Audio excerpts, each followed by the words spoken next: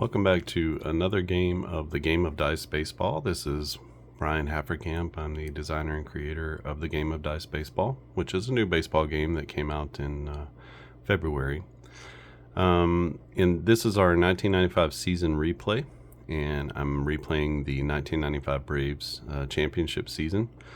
Let me go ahead. This is game number 10. And this is going to be against Philadelphia at Atlanta.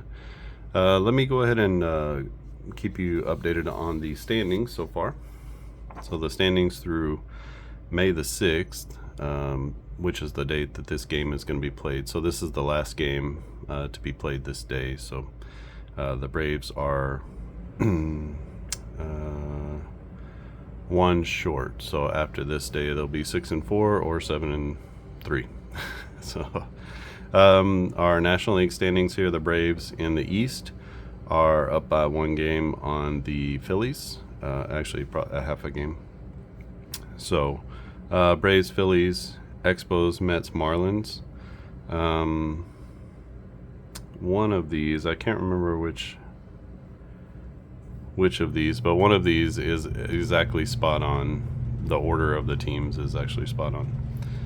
Many of them are kind of, a couple of them are flip-flop. Here we're totally flip-flopped, so different things have happened. And just to let you know, as of May 6th, I am using the team's winning percentages here to do the rolling to figure out their wins. So the first week of the season, 7 games or so, I was using their actual win-loss percentage, but from now on I'll be using what's on this sheet. So, you see San Francisco at 9-2. It's going to be tough to unseat them because, which they finished last in the division. So, over time, it could be that that's how they wind up. But if you started hot, it's going to be hard to beat you. Because you're using this winning percentage, and it just gives you an advantage, which is the point of rolling against the win-loss percentage. So in the Central, it's the Pirates with a good start, 6-3. Cardinals 7-4. The Cubs in the basement at 2-7. The Giants, best record in the majors, 9-2, playing 800 baseball to start, and that's with the 2 losses. They dropped 2-3 in the last series that they had with the Padres. So the Padres sort of made a move up the standings, and San Francisco lost a couple of games. The Rockies at 3-7. They were actually leading the division in 1995 at this point. And then the Dodgers. And it's pretty cool on Baseball Reference. You can see the standings on a particular day. So if you go back in time and then you look at all the scores for that day, it'll give you a little link that says, look at the standings for this particular day, so you can actually see how your replay is against that actual day. The Red Sox, nice hot start in the East, 8-2, and it's the Yankees and the Blue Jays tied at 6-4. No surprise here with the Tigers. I think they finished last in that division, but the Orioles are a little bit of a surprise. They finished a little higher up in the standings, I believe. The White Sox have been a pleasant surprise at 5-4. Kansas City 5-4. Cleveland, a huge disappointment. Cleveland winds up in the World Series in 95. So we'll see how that plays out with them. They have not had a good start to the season. California 7-2, so a good start for them. Seattle 5-4. Seattle winds up winning the West, so we'll see how this all plays out in the West. And then the Rangers and the A's sort of pulling up the rear there. So those are our standings. I'll keep you updated every so often just as to how those are going. In this game, though, it's going to be the Philadelphia Phillies and the Braves. So this is 1-2 in the NL East. It's going to be Johnny Smoltz against Mike Mims, the left-hander. Mike Mims. Our lineups for Philadelphia is going to be Lynn Dykstra in center. Mickey Morandini gets the start at second. This is actually almost a brand new lineup for Philadelphia. Greg Jeffries in left, Dave Hollins at first. These two were playing in game number 1. But Jim Eisenreich gets his start in right field. Charlie Hayes is going to be playing third. Duncan is going to start at shortstop in this game. He's been playing second base. It's Lenny Webster behind the plate catching, and Mike Mims is the pitcher. Left-hander in 19 starts, 9-7 win-loss record, 4.15 ERA. Not a great whip, but doesn't allow a lot of home runs, just a lot of hits and walks. So 75 walks against 93 strikeouts in 136 innings. For the Braves, it's going to be Marquise Grissom. This is their typical lineup. Grissom in center, Blauser at short. Chipper is going to be playing left field again in this one. Freddie McGriff at first. Justice is hitting fifth in right field. Jose Oliva gets the start again at third base. Javi Lopez is catching. Lemke is at second base, and he is batting eighth. And the ninth place hitter is Johnny Smoltz. Smoltz, 29 games started. He was 12-7 with a 3.18 ERA, almost 200 innings pitched. 24% K percentage, 193 strikeouts in 192 and 2/3 innings, so right at 1 per inning. So that's what was that, nine or so Ks per 9 is, he's right at 9. So that's what we got going on here. It's going to be the Philadelphia Phillies against the Atlanta Braves, and this game was played on May 6th, 1995. And let's see how this one turns out. Over here I've got the game engine chart, trying a little different setup, maybe to get you a little more into the game and a little bit closer to the action, so you can see what's going on here. So I have to be really good on my scorecard because you can see everything now. Alright, so first inning, we got all of our dice here, and we are ready to rock and roll. Remember, the green die is the die that tells us which chart we're reading off of, either the batter or the pitcher chart. The 2D6s tell us which part of the chart to look at and what the outcome is. And then our D10 is going to tell us who made the play, where did the ball go. It's sort of a directional die kind of thing, and it helps us to decide some other things in the game. Got my game guide over to the side, which has all of our charts in it, and I think we're ready to go. Lenny Dykstra, Mickey Morandini, and Greg Jeffries up first for the Phillies. A 34 off of the batter's side is going to be, are the players' hits less than 100? They actually are. He only has 67 hits, so that's going to be a hard grounder to the shortstop, as Jeff Blauser makes the play on a sharp grounder and gets Lenny Dykstra by a step. That's going to be out number 1. Nice play by Blauser, the Blouse Dog. Up next is Mickey Morandini, left-handed batter against Smoltz. 26, that's going to be a K as Smoltz throws it right by him, and that will be a strikeout looking. Morandini looking for something else, and he gets the gas, and he goes down for out number 2. 2 down with Greg Jeffries up, nobody on, and that's going to be a 24. A 24 is a deep drive that's out to left center field. It's going to be the center fielder, what's his name, Marquise Grissom, that's his name, and he's going to range over near the track in left center, and he's going to make the play for out number 3. So 3 up, 3 down go the Phillies in the first against Johnny Smoltz.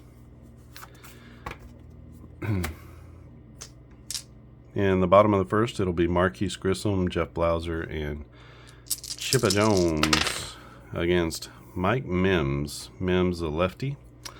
We have a 24. That's going to be a base knock for Grissom through the right side. And Marquise Grissom, I guess it would help if I put it on the right player, huh? It is early in the morning, so give me a little break. Marquise Grissom on base, 76% steal percentage. He had almost 30 steals. We are going to go ahead and steal with Marquise Grissom. Try to get him into scoring position. And we got our stolen base chart over here. 6 is going to be in there. Good for the steal. So Grissom standing at second base with the stolen base. Runner in scoring position for Jeff Blauser. Blauser, the shortstop, hit 211 in 1995, 500 plate appearances. He's going to get a 22 here. 22. We got to check for his doubles. Are his doubles greater than 30? They are not. He's got 16. So no double there, but it is going to be a single. So I guess I was right in putting a single in here. So he gets on base. That's going to be a base hit past the first baseman. And that's going to push the runner to second base. We're going to go ahead and try to score Grissom. So let's get our extra base chart up here. He had 29 stolen bases. So the way our extra base chart works, this is what it looks like. So you can see, so he had 29 stolen bases, so he falls under this almost, the number 2 column here. And if it's a 3 to a 9, then he's going to be safe at home. 10, he's out. 1 or 2, he holds at third base. And it's a 10, and he gets thrown out. So Jim Eisenreich comes up throwing from right field, and he gets him. That's going to be 9-2 on the putout. That's out number 1, and we're going to hold at first base. So huge play there for Philadelphia as they throw out Marquise Grissom at the plate. All right, Jeff Blauser at first base. No threat to steal. We try to do that with the one guy in the lineup who can do it. 24 for Chipper Jones. That's going to be a single. So 3 straight singles off of off of the pitcher Mims. Let's hold the player at second base. That's going to be Blauser holding up at second base. I do not want to run in front of Fred McGriff. McGriff leading the world in hitting so far. 16. Are the pitcher's hits greater than 240? They are not. He has 127 hits, so that's going to be a walk. And Mims walks the bases loaded. Very patient at bat from Freddie McGriff.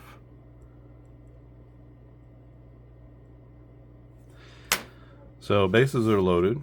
David Justice to the plate, right-handed hitter.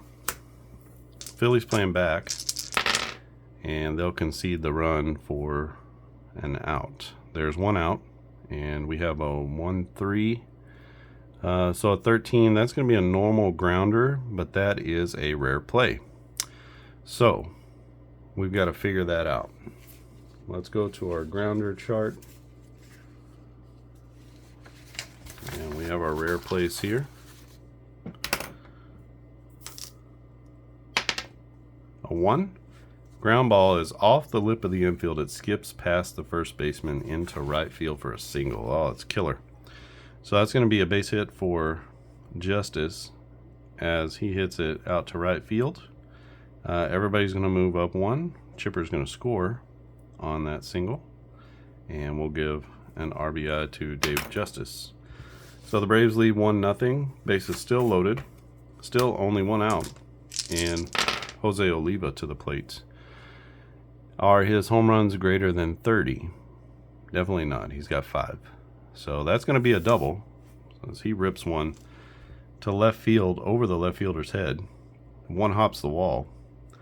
And that's going to be, move him to third. He's going to score. That's going to be a 2-run double for Jose Oliva. Things not looking good for the Phillies. In this game, they actually won. I think they swept the Braves 4-0 in this 4-game series. But so far, the Braves have taken the first one, and they are up 3-0 here in the second. 36. 36 is the batter's average greater than 299. It's Javi Lopez. It is greater than 299, and so that's going to be a single. So instead of a hard hit grounder, it's going to be a single, and that's going to score another run. It's He'll leave Oliva at third base, hold him up, and scores on the single. And Javi Lopez puts the 4th run on the board. 4-0 Braves on the top of the first, or the bottom of the first. Mims trying to get out of this one. He is going to walk the next batter, Lemke. And the bases are loaded yet again. Still only 1 out. And Mims facing Johnny Smoltz. A 35 is going to be a fly ball. That's to left field. And it's going to be out number 2. We have Jose Oliva at third base. Not good speed. So we're just going to keep him there. See if Marquise Grissom can knock him home. That's going to be bases loaded now with 2 outs. 22 is the players. Are the doubles greater than 30? Looking on the wrong guy. Still the wrong guy. Marquise Grissom. He has 23 doubles for the year, so they're not greater than 30. So that's going to be a base hit for Marquise Grissom, as the Braves have batted around in the first. That's going to be a 2-run single. Coming in to score is Oliva, and because you get the extra base with 2 outs, Javi Lopez scores, and Lemke goes to third. So that's going to be runners at the corners. It's now 6-0 in the first, and Jeff Blauser stands in. 26, that's going to be a grounder to the third baseman, and mercifully, this inning is over. So, out number 3. And the Braves bat around. They put up 6 in the first inning off of Mike Mims. Not a great start for the Phillies, needless to say. But I said it anyway. And they're facing an uphill battle against Johnny Smoltz. Smoltz with a 46. A 46 is going to be a grounder, but that's going to be a rare play. Let's see what happens. An 8. Broken bat distracts the second baseman. The ball goes into right for a single. So that'll be a single for Dave Hollins, and goes to right field, and that breaks up the no-hitter. Hollins not a threat to steal at first base. So we got Eisenreich standing in. He's got a 45. A 45 is going to be a fly ball. That's out to left center field, and the left fielder is who? Chipper. Chipper's out in left, and he's going to make the play for out number 1. The runner will hold at first base. Charlie Hayes, third baseman for the Phillies, 276 average, 11 homers, 85 RBIs for Philadelphia in 1995. He's got a 46. A 46 is going to be a ground ball with an asterisk, and that is hit to the second baseman. So the lemur is going to turn 2. That's what the asterisk means. So he's going to go 4-6-3 on the double play. So this is going to be a fielder's choice. Out number 2, out number 3, and just like that, Johnny Smoltz is out of the inning. So the Phillies get one on, but they can't get him around as Charlie Hayes hits into the inning-ending double play. It's going to be Chipper Jones, Fred McGriff, and Dave Justice leading or hitting in the bottom of the second. A 16 that's going to be a walk. So yet another walk for Mims as he walks Chipper Jones. Jones on for the second time. Brings up Fred McGriff to the plate. 280 average, 27 bombs, 93 RBIs in 1995. Here he's going to foul out down the left field line. The ball is heading toward the stands, but it stays in the field of play, and the left fielder is Jeffries. He's going to make the play for out number 1. Chipper is going to hold up at first base. McGriff down for The first out of the inning, Dave Justice now. Left-handed batter. He singled and had an RBI in his first at-bat. 56 here is going to be a fly ball. That's out to right center field. Hit pretty well, but not deep enough to do anything. So that's going to be the right fielder ranging over. The right fielder is Eisenreich, and he makes the catch for out number 2. Runner still at first base. It's going to be Jose Oliva. Oliva with the big 2-run double in the first inning. And he will fly out, but that's going to be a short fly ball with an asterisk. So that means that is going to be a line drive, and the line drive is to the right fielder. Coming in hard on it is Eisenreich, and he makes a really nice running catch on that sinking line drive. The Braves will strand one at first base in the second inning, and that's going to take us to the top of the third. Still 6-0 Braves. Smoltz on the mound. He's going to be facing the bottom third of the lineup. Mariano Duncan, Lenny Webster, and Mike Mims. 14 is going to be a strikeout, but it's a strikeout with a rare play check. So let's look at our strikeouts. Let's see what happens here. A 7. Wild pitch on strike 3. The catcher throws wildly to first base, and the batter advances to second. So all runners advance 2 bases, nobody on base. So Mariano Duncan, he is going to strike out, and we'll just call that a strikeout swing. And then he reaches first on an E2.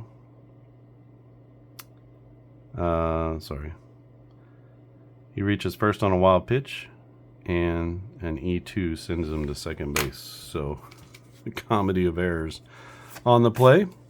As Javi Lopez throws it wild down to first, trying to get the out. And Duncan is going to advance to second base. So, runner at second base with,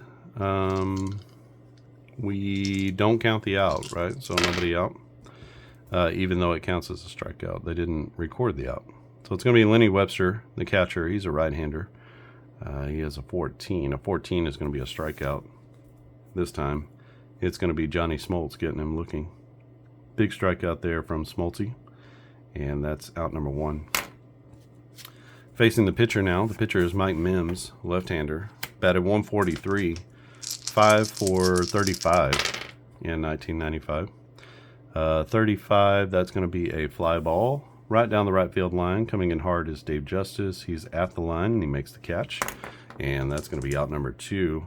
No advance there from the catcher, Webster. He's going to keep himself in scoring position just in case Lenny Dykstra comes up with a big hit here. And a 34, are his hits less than 100? I think we determined that already, yes. And so that's going to be a hard grounder, and that is to the second baseman, Lemmer.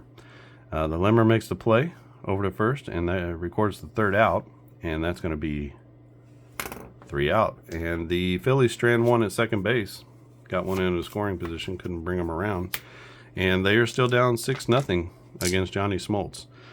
The Braves are going to send up Javi Lopez, Mark Lemke, and the aforementioned John Smoltz. 16... Are the pitcher's hits greater than 240? No, so it's going to be another leadoff walk. Don't know how long we can keep letting Mims give up leadoff walks, but he's had the one good inning and the one bad inning. So we'll see. We'll see if this is good Mims or bad Mims. 22 is the batter's doubles greater than 30. They're not. And so that's going to be a single for the Lemmer. He hits that one down past the third baseman into left field. And that will push the runner to second base. Javi Lopez, not a super fast runner, so he's going to hold up there. We're going to have Johnny Smoltz lay down a bunt. So let's pull up our bunt chart. Bunts are on page 9, page 6. So we got our sacrifice bunt chart. 1 to 6 is going to be a successful bunt. So let's see if Johnny Smoltz can get that down. It's a 6, and that is going to be a good bunt. All the runners advance. So a successful sacrifice for John Smoltz. We'll say a sacrifice hit. And where does that go to? We'll say it goes to the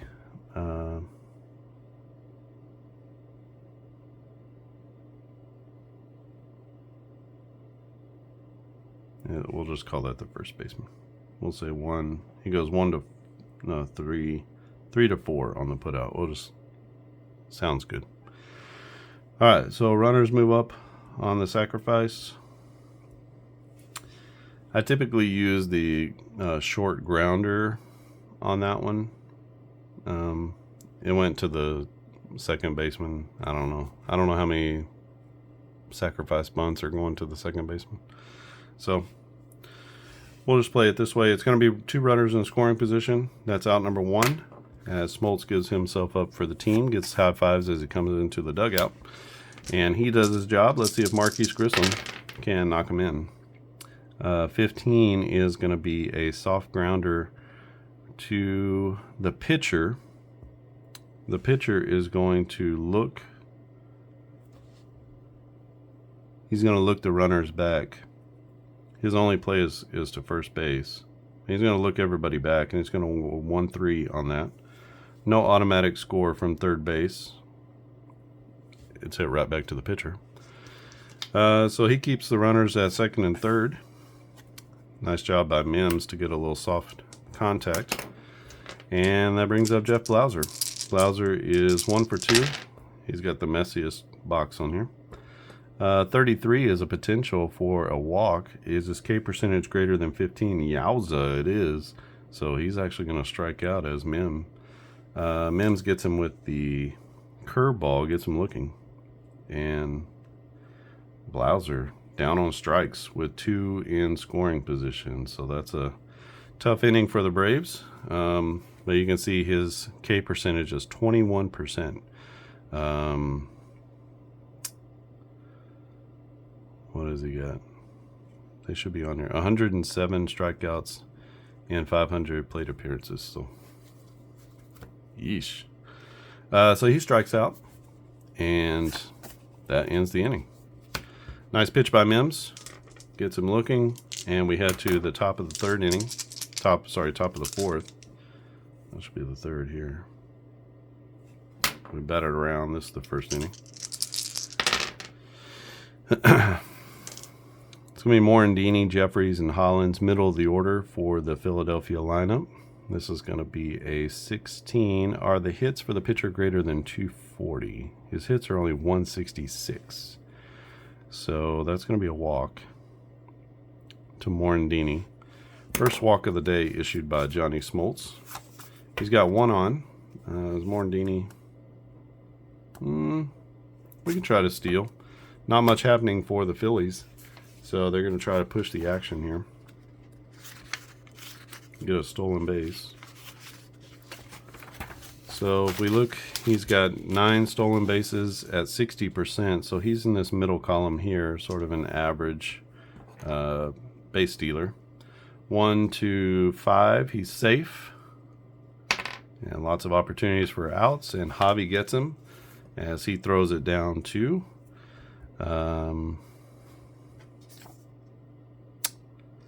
he throws it down to the shortstop, Blauser. So Morandini caught stealing. You can see, I mean, he's only 9 of 15, so not a great base stealer, but try to push the issue a little bit. Get somebody into scoring position. They can't, and that's going to bring up Jeffries. And the consolation is at least they have the middle of the order coming up, right? So 33 is the player's K percentage, the batter's K percentage greater than 15%. It is not, as he only struck out 26 times in 480 at-bats. Yow. That's solid. So that's going to be a walk. He didn't have a lot of walks either. But Greg Jeffries swinging at everything. That brings Dave Hollins. So in a rare fit of patience from Greg Jeffries, he's going to be standing at first base. Dare they try to steal again? Same percentage. I think we'll hold this time. 26 is going to be a ground ball with an asterisk. I guess we should have tried to do something because Dave Hollins just hit into a double play, and that's going to go around the horn. 5, 4, 3, and we got an out here. That's out number 2 and out number 3, and so another inning-ending double play for the Phillies. So a caught stealing, couple of walks, and an ending double play. So tough one here for the Phillies against a really great pitcher when they needed more breaks. We go to the bottom of the 4th inning, still 6-0 Braves. 56 is going to be a fly ball that's out down the right field line. Jim Eisenreich jogging over to the line. He makes it just inside fair territory. And Chipper Jones is going to be out as he punches that one the opposite way. Freddie McGriff left on left. 66. This is a chance for a wild pitch or a rare play. So a wild pitch greater than 5. It is, and that's going to be a wild pitch with nobody on base. Doesn't matter. So we're going to re-roll. So if you have a wild pitch or a balk and nobody's on base, and you just simply re-roll. We have a 56. 56 is going to be a fly ball that's down the left field line. So McGriff goes the opposite field, and Jeffries is there to make the play for out number 2. Freddie McGriff now 0 for 2 in the game with a walk. Dave Justice, 33. Are the pitcher's home runs per 9 greater than 1? They are not. He's not a big home run guy, so that's going to be a double for Dave Justice as he rips that one over the left fielder's head. Jeffries not able to get to that one as it bangs halfway up the wall. And cruising into second base is going to be Dave Justice with the stand-up double. Justice now 2 for 3, and he has 2 RBIs.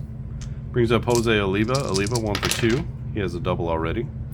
And is the player's whip less than 1? It is not. And so that's going to lead to a single. 2 for 3 now for Oliva, and that's going to drive in another run. He's got 3 RBIs in the game. So Bobby seeing something, getting Oliva into the game. That makes it 7-0 our score. Braves over the Phillies.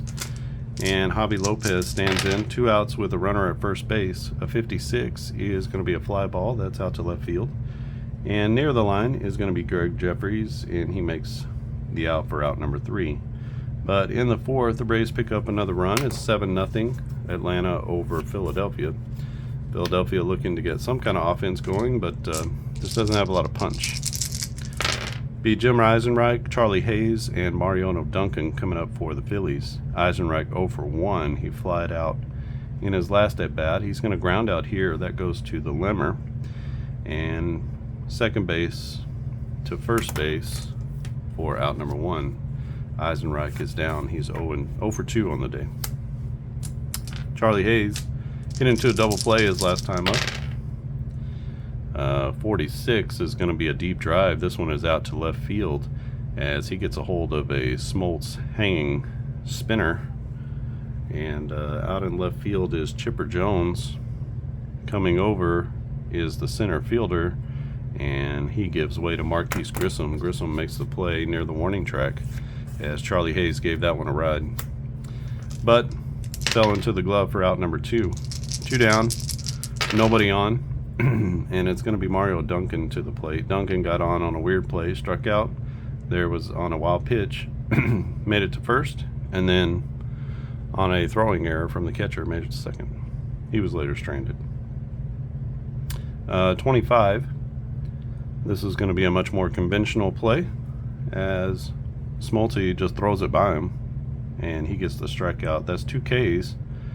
No wild pitch to go with it this time, and it's 3 up, 3 down for Johnny Smoltz, who's only given up 1 hit in the game so far. We head to the bottom of the 5th inning. It is 7-0 Braves. Mims can go 17. He's at definitely more than that right now. We're going to leave him in one more inning, just try to get him to that. He's obviously, He's pitched in relief a little bit, so that 17 is kind of skewed. I'm sure as a starting pitcher he could go 25 batters. So Mark Lemke, he's got a 35. That's going to be a fly ball to left center field. And the left fielder, Jeffries, ranges over to make the play in the gap. And that's out number 1. John Smoltz to the plate. He had a sacrifice hit his last time up. Put 2 in scoring position. Nothing came of that, but you do what you can to, maximize your opportunities. That's what baseball is about. 36 is going to be a hard grounder that goes to the third baseman. Charlie Hayes is up to it, and he gets it over to first base. Hollins with the squeeze for out number 2. Johnny Smoltz is the second out.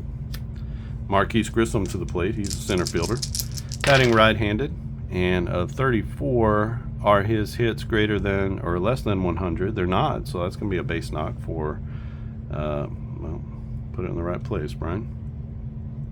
That's going to be a base knock for Grissom as he hits it down past the first baseman into right field. And Blauser is up. We'll just keep him at first base. I thought about taking the extra base, but up 7-0. It's bad form. So 14 is going to be a strikeout for Blauser, as Blauser strikes out for the second time in a row, and he is now 1 for 4. The Braves finish the inning with a runner at first base, and they can't advance him. Still 6-0 is the score, and they are cruising in this one. Just trying to avoid all the potholes. They got Johnny Smoltz out there. He's a good driver. And it's going to be the bottom of the order. Webster will get a pinch hitter for Mims, and then it'll be Dykstra. A 34. Are the batters' hits less than 100? They are. So that's going to be a hard grounder to the second baseman. Lemke to his left gets there, spins and throws to first, and he makes the out for out number 1. Let's get a pinch hitter for Mike Mims. We got lots of players ready for pinch hitting. We won't burn the catcher. Let's just go with Varsho, left-handed bat. And you have Varsho in here in the 6th. Indicate a pinch hitter. And nope.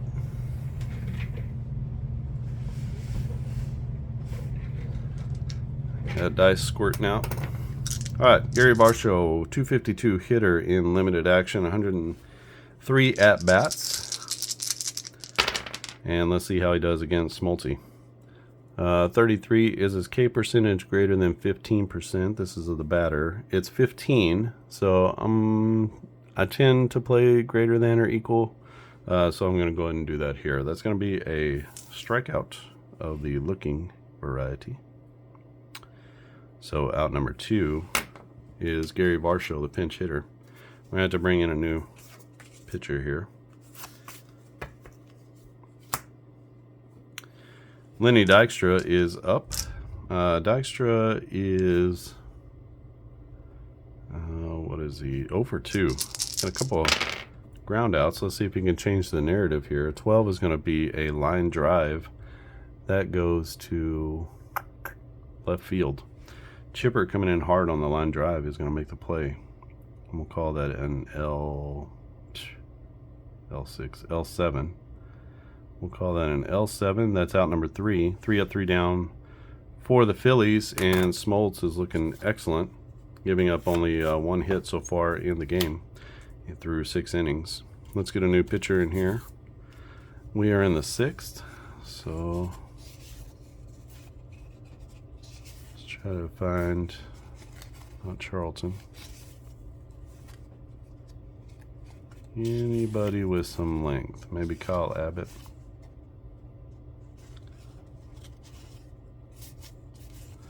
Looks like Kyle Abbott's what we got here. Maybe get a couple of innings out of him.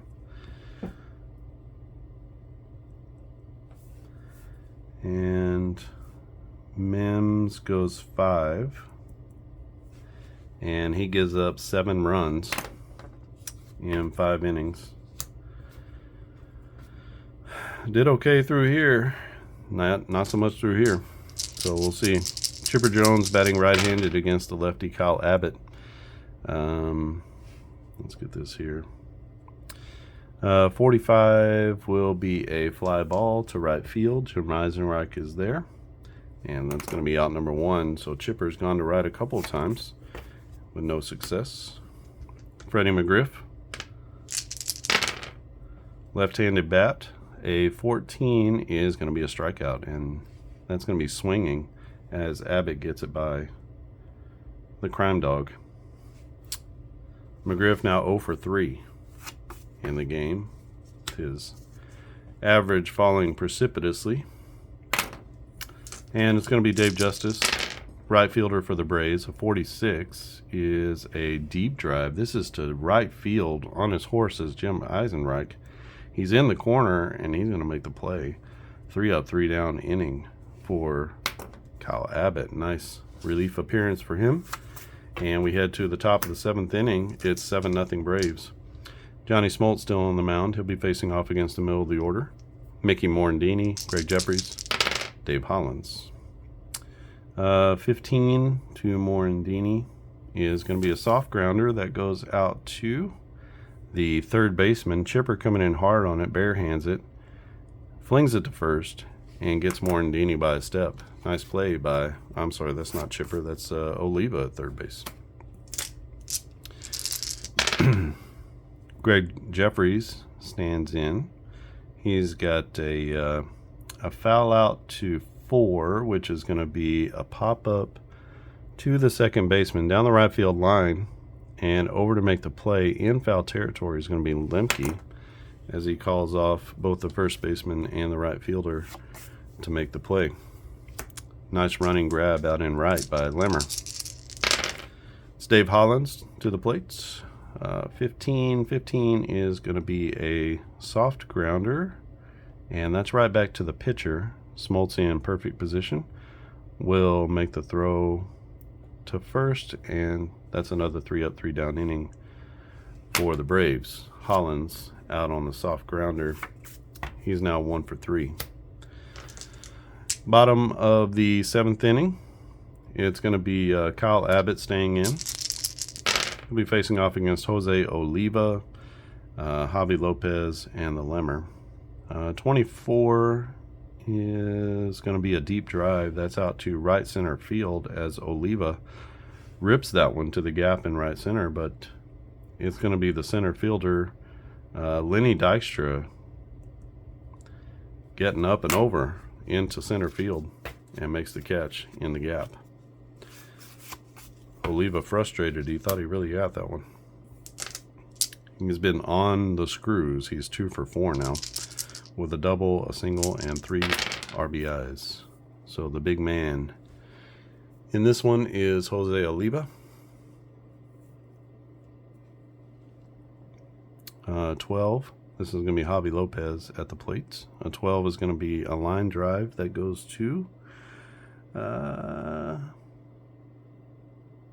first base. So rip to first, but it's going to be Hollins making the play at first.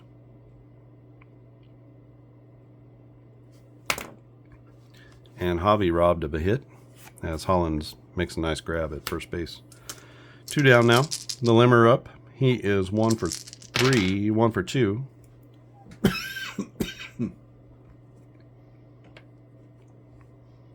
Got a 14. That's a fly ball to straightaway right field.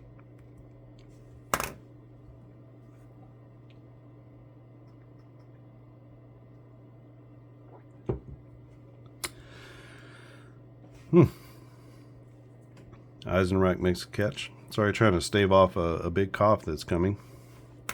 You can feel it right in the back of your throat, you know what I mean? I don't talk much for my profession, so this is where I get my talking in. So as such, you sometimes run into a throat being out of shape. All right, 3 up, 3 down. That's for Kyle Abbott. Nice, a very nice appearance for him.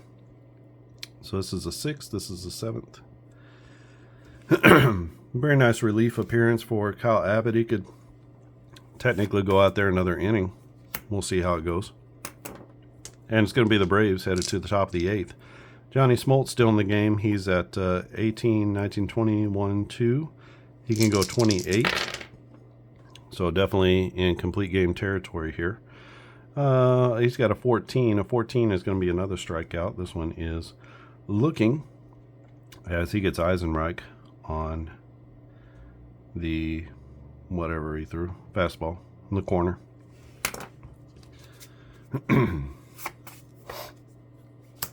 Charlie Hayes up now. Charlie Hayes, the third baseman. He's over 2. He's going to possibly get on base. Are his walks less than 5%? His walk percentage, it is not. So he's going to take a walk. Not a lot of base runners for Philadelphia in this one.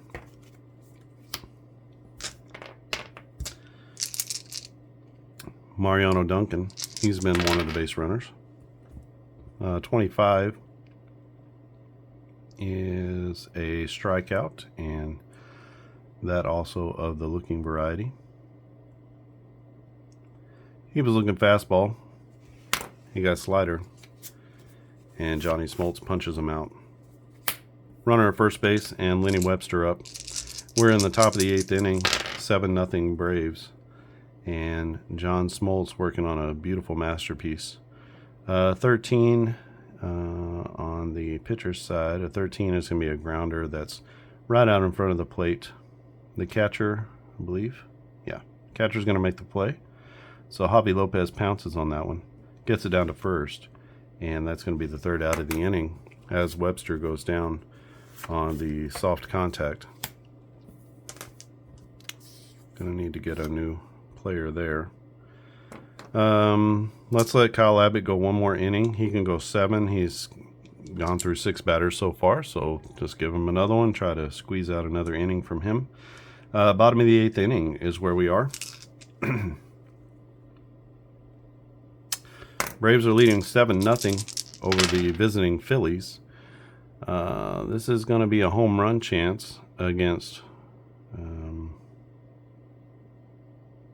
Smoltz. Okay. Home run chance for Smoltz. So let's see how it goes with him. He doesn't have any home runs. So that means that instead of a home run, that's going to be a grounder. So we check. It says home runs less than or equal to 8 is a normal ground ball. Otherwise, it's a home run. So for a regular position player, probably a home run. For Smoltzy, that's going to be a ground ball out in front of the plate. And the catcher makes the play. Lenny Webster down to first base for out number 1.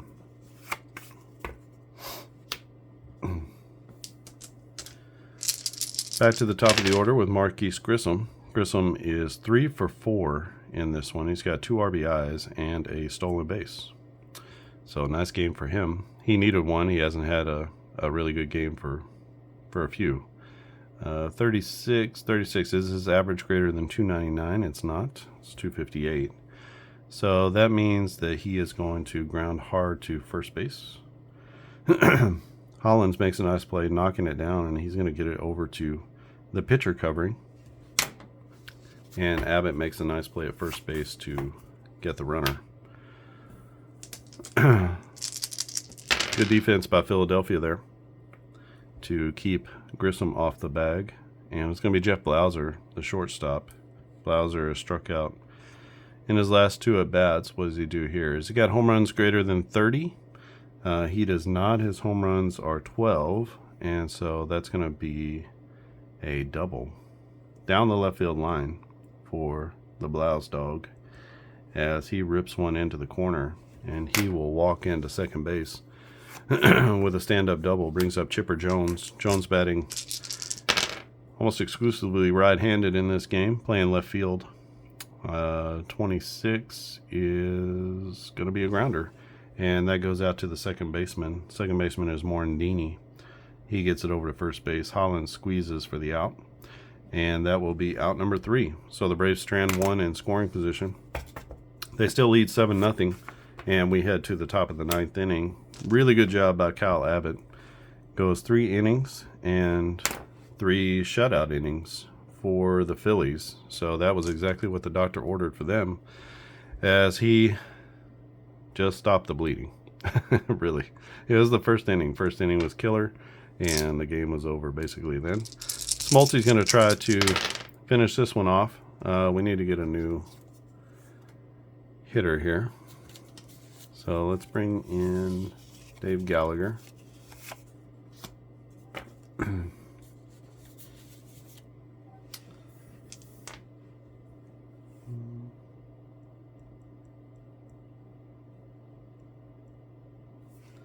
Pinch hitting in the 9th.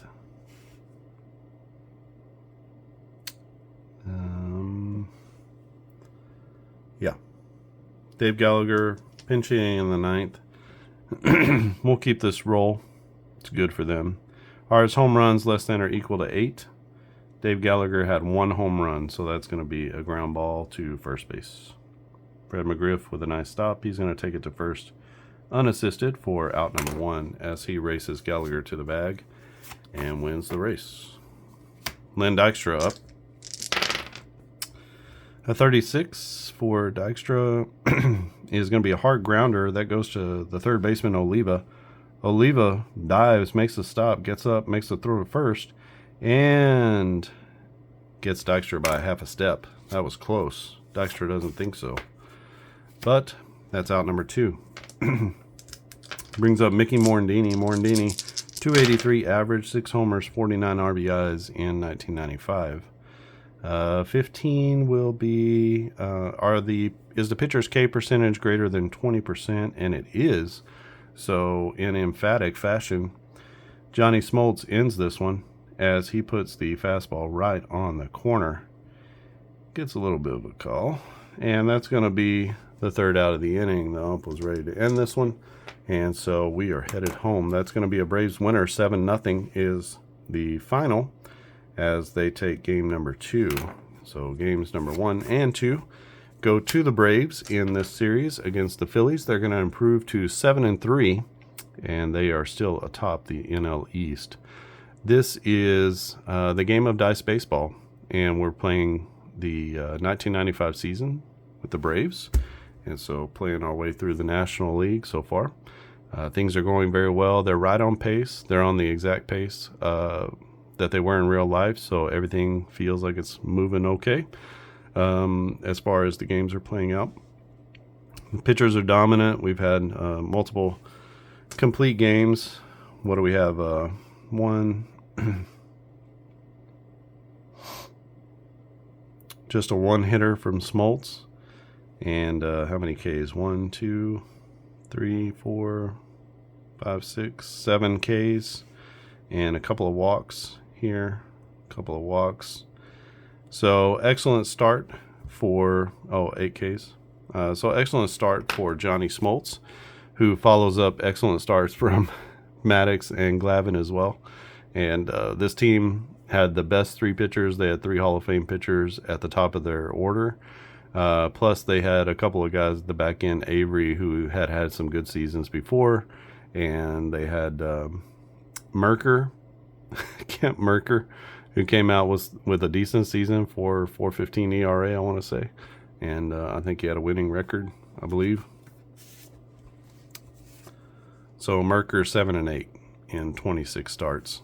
Avery 7-13, but sub 5 ERA. Obviously, Glavine and Maddox were studs, and then a really good bullpen. So this team was loaded, a lot more pitching than hitting, and that's how they won the World Series. And they beat the Indians, who are a lot more hitting than pitching necessarily. They had an old or Oral Hershiser throwing for them back in the day, who pitched well that season, but he was not young, and definitely past his days.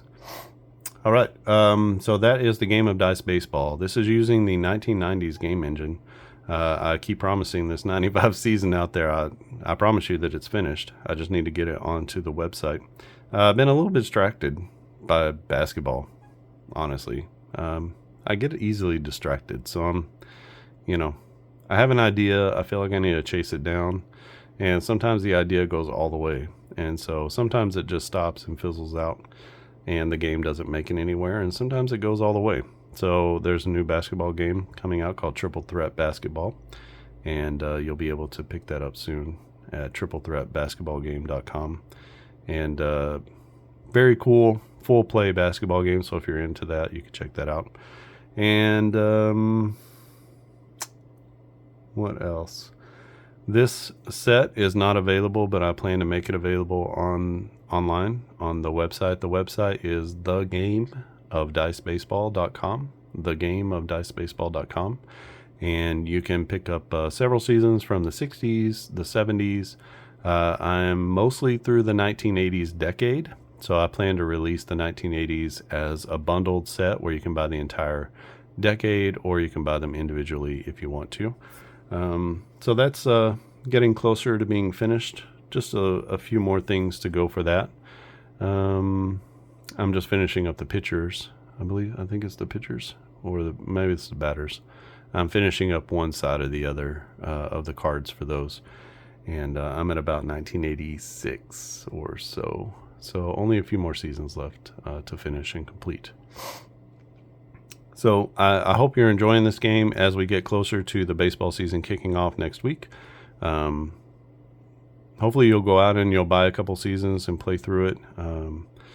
I don't have a modern season. This is about as modern as it is so far. But do plan to do modern seasons. Do plan to do old sort of dead ball era kind of seasons and Negro leagues. I do have bigger plans for this game, and so and to finish out or fill out the 60s and the 70s as well, just like I am with the 80s. And then you'll be able to buy those as a full set of a decade, or you can buy them individually if you have a preference for a season. Most of these seasons have over 1,000 carded players. You get it for $7. I mean, it might be the best deal in tabletop sports. I don't know. Maybe not. Maybe it is. But they're individually carded. They look nice. You can print the backs on them if you want. These obviously are upside down. But if you do a good job printing, like this, well, that's not a great example. This is a good example, maybe. No. Some of these are better examples than others of getting close to centered. I don't know if I have any. Yeah, it's okay. So you can print, and it's got the year on it and what league it's from. So that gives you an idea when you're looking through the cards of what year it is. It's also at the bottom on the front. So try to make sure that the cards are usable, that they look nice, that they print well. This is just printed on 65-pound cardstock, so kind of thin, but easy to manipulate, but still gives you a little bit of structure, and it looks nice. And the cards don't have a lot of color and anything like that on them, so I try to think about those things whenever I'm designing the games. You'll get the cards, you'll get the game engine chart, contextualized for whatever decade that you're using. So the 60s, the 70s, they each have contextualized charts. The 90s here have that. When I release the 80s, it'll be an 80s contextualized chart. Not a lot of difference between those.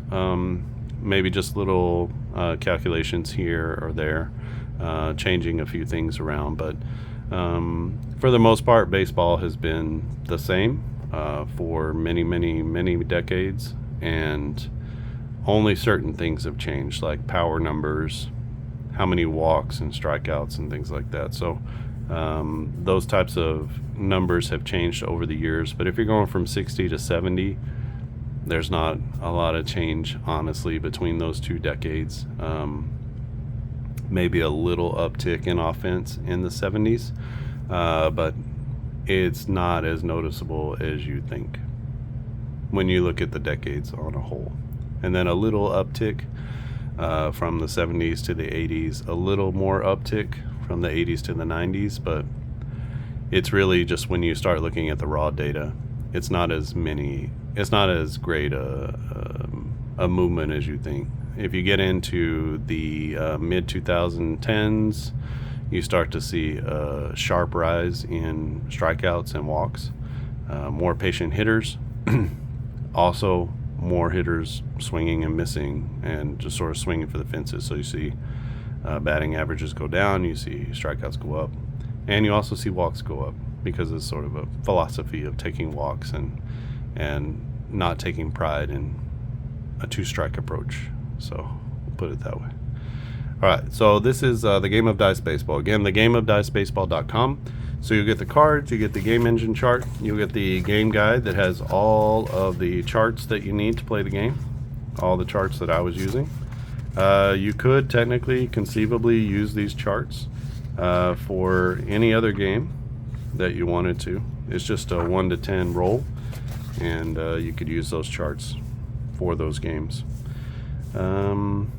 These score sheets I get at digidugout.com, digidugout, D-I-G-I, dugout.com, and you can get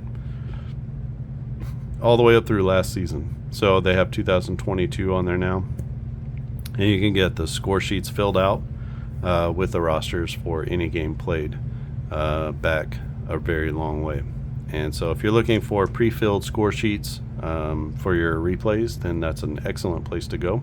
You simply pull up the game that you want, you hit print score sheet, and print it, and it's really that easy. There's some other resources for that as well around, or you can simply print out a score sheet yourself and fill it in if you want.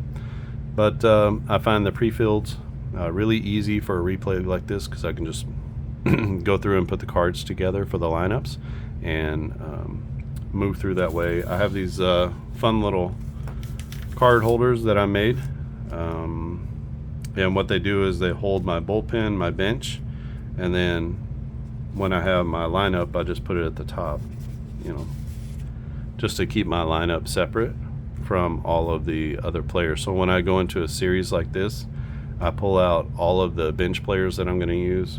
I pull out my bullpen that I'm going to have available. That way, when I go to the bullpen, I'm not looking through, I'm not looking through this stack of players. I'm looking through just a tiny stack of players to try to find the ones that I know that I'm going to use in the bullpen. And I find that out at Baseball Reference. I usually go to the games themselves and look in the box scores, and I see who pitched in the series, and then I just put them in the bullpen. I figure most of the time, at least back then in the 90s, those pitchers are going to be the ones that are in the game.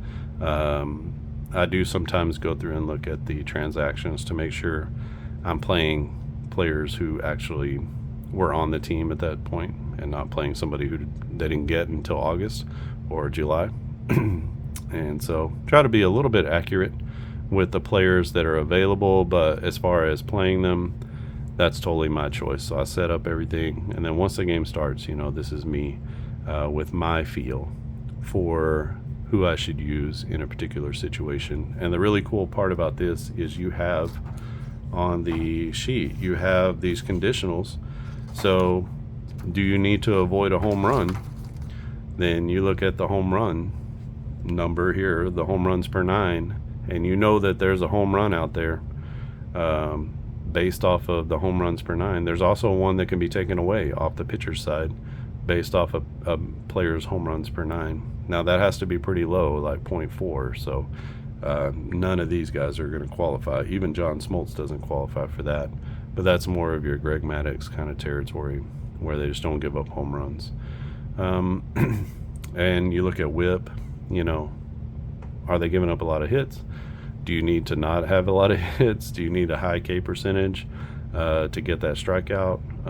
That type of thing. So it has some really cool kind of strategies, because you know from the outset, if you put a player in with certain ratings or certain type of statistics, that you're going to be rewarded on the chart at different places for having a player like that. So if you need a strikeout, you want to make sure you have a strikeout type of pitcher in the game. If you need a ground ball, you want to make sure that you have a ground ball kind of pitcher in the game. So very cool game, I think. You should go out and try it for $7. It's hard to beat. You get a million player cards, and you can play all the way down to guys with a tiny number of at-bats. Ryan Karp got into one game, pitched 2 innings. If you need a Ryan Karp card, you got that. Andy Carter, some of these guys just didn't pitch very much, and you get a card for them anyway.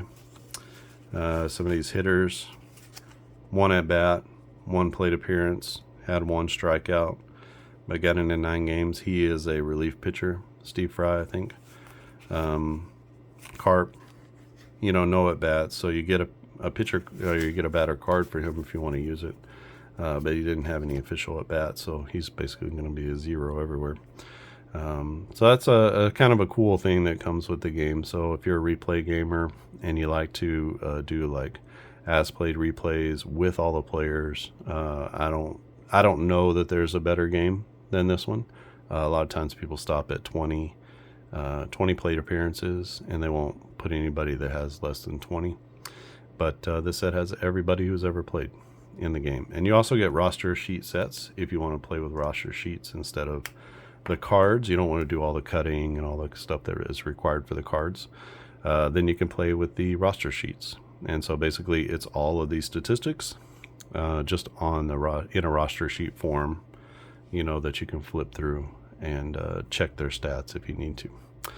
So try to think about all the things that would make for a great game and put those in here. Easy to play, fun to get into, not a ton of math or thinking or anything like that, but just really letting the game get out of the way and let you get on to playing baseball. So hopefully that comes across. And if you've played this and you like the game, please tell a friend.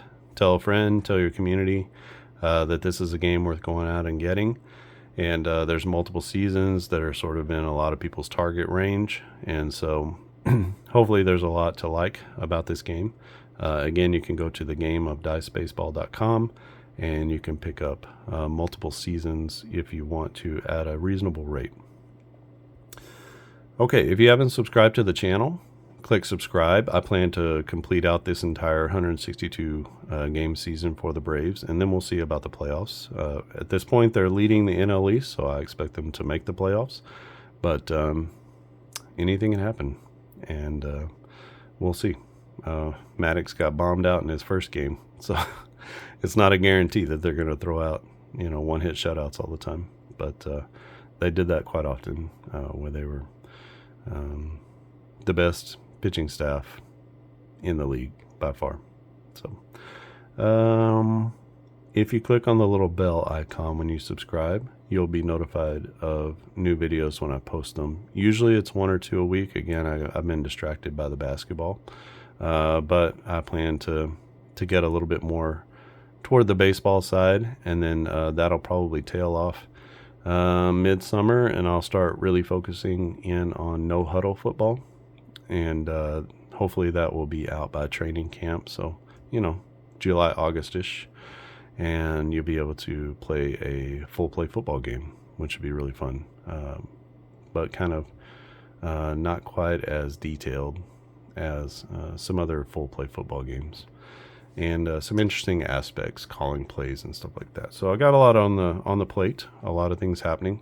I also plan to release the on-base baseball projected roster sheets. I'm going to release one more. That's going to be an updated roster sheet. So if you've already purchased that, you'll get an updated version that you can download. And if you haven't purchased it, then you'll be able to get the updated as the season begins projected roster sheets. And I'll probably do one more after the trade deadline, just so that you have all the players for the rest of the season. So just trying to do, if you're trying to do a pre-play of the season, or if you're trying to play along with the season, then you'll have the players who are actually going to be on the rosters. That's sort of my goal there, my idea there. And because there are guys who are on that initial pre-play sheet who are going to be minor leaguers. They're not going to be on the squad, that kind of thing.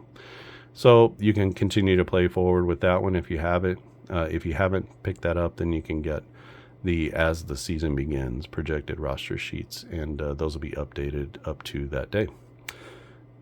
That you can get at onbasebaseball.com, onbasebaseball, which is my original baseball game based on sabermetric stats. A little bit different, but kind of similar to this one, but a little bit different. All right, I think that's it for me.